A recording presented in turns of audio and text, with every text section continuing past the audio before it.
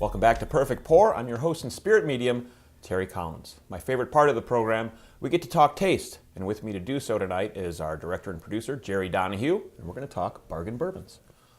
All right, so now we're going to move to Larceny, produced by Heaven Hill, their major distillery in Louisville, Kentucky.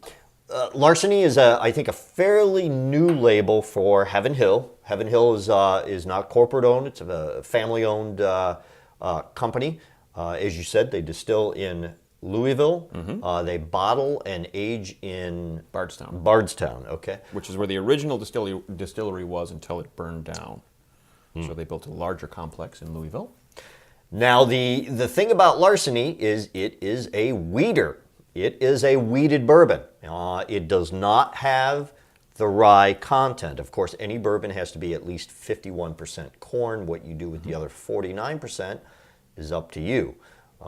Wheated bourbons use, besides corn, they use wheat and then often barley, I believe. Malted barley to help the fermentation. Barley, yeah. Yes. If you've never had a wheated bourbon, you may have, but it has a very different characteristic. It's less spicy because it doesn't have the rye content. It's a little softer. Some of them are a little sweeter. Kind of depends on which one.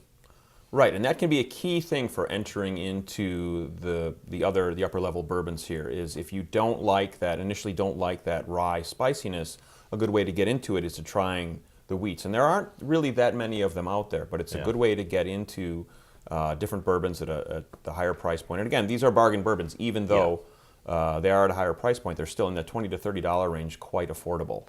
Maker's Mark is a popular brand of wheated bourbon. Probably the most popular. Yeah, but it's more expensive. And of course, you've got the giants like Pappy Van Winkle, which is a wheater, but is extremely expensive and not very limited, not accessible. Yes. Also, the Weller products, which are made by Buffalo Trace. Are the Van Winkle products also Buffalo Trace? Yes, they are. The parent company is Sazerac out of New Orleans. Yes. That owns them. Yes. If you ever can find a bottle of Weller 12. Pick it up. That is a really good wheater. Good luck finding that. Good luck. And last time I saw it, it was under $30. But that may be different next time I see it. So prices do tend to go up. Popularity has its effects. Yes, it does. All right. Nice color. Now remember, we've added water to each one of these that we're trying. Color is beautiful. It's got a good nose. The nose is much tamer right away, and that's probably the effect of the wheat versus the rye that we saw or had in the Buffalo Trace. I get almost a mustiness to it, and I think when we originally tried this, the first time I had it, and I have to thank Jerry for introducing me to the wheated bourbons, it reminded me of old leather books. Yes. Certain types of old leather books. Old leather Missalettes. It's definitely a softer nose. It's a very warm and sort of comforting smell almost. Now, do you get much of an alcohol nose in there? I can tease a little out, but it's not as assertive, because usually the thing, as I mentioned before, that jumps out, especially from the overproof bourbons for me, is the alcohol, and I register that as sort of an ammonia smell, and it's much tamer in this wheated bourbon. And the proof, this is 92 proof.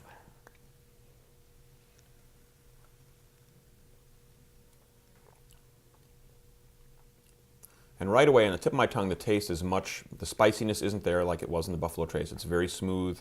I get more of the burn towards the back of my throat with this. And that's something that I wouldn't have expected from the nose. The Buffalo Trace, the alcohol was there up front, so I'm expecting that spiciness. This is sort of the opposite. The nose kind of fools me, and I get some of the burn, not on the tip of my tongue, but towards the back of my throat. And the same here. I get the burn. It kind of tastes like a young bourbon that hasn't really mellowed too much from the age and the wood. I get a bit of sweetness up front on the front of my tongue, but then the burn on the back. Soft, not spicy. Very soft, very tame. It's not as full of a flavor as the Buffalo Trace. But again, the wheat is going to tamp all of that down and make it. Again, if you're just getting into these sorts of bourbons, this might be a good entry point, a wheated bourbon. Certainly smooth. I don't think it's as challenging, but there's a benefit to that as well. It's not going to scare you off, I don't think. It's not something you're going to try and be sworn off of bourbons forever. It's accessible, I believe, because of that. I think it's accessible because the reason rye is used in bourbon is to give it that rye kick. The wheat adds very little taste to it, so you actually more of the corn tends to come out, and you get that. That's what gives it that softer taste with less heavy-handed characteristics in it. Still sweet, not as sweet as something like Maker's Mark, which is a very sweet. It's interesting that to this point, neither of us has mentioned vanilla, which is usually the first thing that really jumps out at you. It's there. It's there. But the wheat changes the nature of it. It's very different. I don't get a real long finish. Get some burn. I'd say the finish is short. It's less than what I had for the Buffalo Trace. Yeah. You do get the burn in the back. I get a little bit of sweetness, but almost it's a little more burn. Well, and everyone has different tastes in terms of how much water they might want to add to their bourbons as well. And that's one way to tame that burn. You can add. We just added a few drops really to this to just take a little bit of the edge off and open it up a little bit. And you can certainly add more, and it will bring down that burn as well. So what would be your parting shot on this one? Well, again, this is, I think this was in the low 20s, maybe $20 a bottle you can find this for. So the price point is great. Yeah. And you're getting a wheated bourbon, which is, there aren't a whole lot of them out there at any price range, really. I mean, you mentioned Makers, which is much more. Probably, what, twice the price? Yes, and it's very popular as well. Yeah. It's been a while since I've had Maker, so I can't really compare to how it tastes compared to this. But this is, again, I think something it's valuable to try because it's the price point is good, and I think it's very accessible.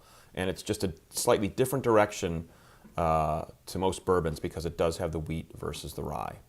Yeah, I'd say if you're looking for a wheater and for a little bit of money, this is, you don't have a lot of choices, so this is a good one to go with.